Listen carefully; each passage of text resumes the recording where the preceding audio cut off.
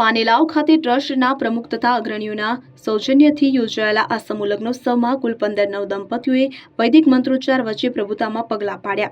સમગ્ર પાનેલાવ ગામમાં ઉત્સવમય માહોલ સર્જાતો. લગ્ન મંડપને આકર્ષક રીતે સજાવવામાં આવ્યું હતું. સામાજિક સમરસતા અને સેવા ભાવનાને પ્રોત્સાહન આપતા આ કાર્યક્રમમાં મોટી સંખ્યામાં ગ્રામજનો તેમજ આગેવાનો ઉપસ્થિત રહ્યા હતા. કાર્યક્રમ દરમિયાન ટ્રસ્ટની સેવાકીય કામગીરીને બિરદાવવામાં આવી હતી. તેમજ આવા સમૂહ લગ્નોત્સવો આર્થિક રીતે નબળા વર્ગો માટે આશીર્વાદરૂપ હોવાનું જણાવ્યું હતું.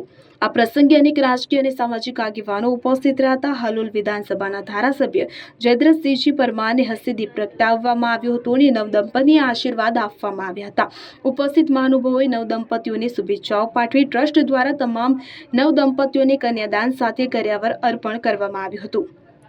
કિરણ ગોહિલ, ZSTV, પંચમહાલ.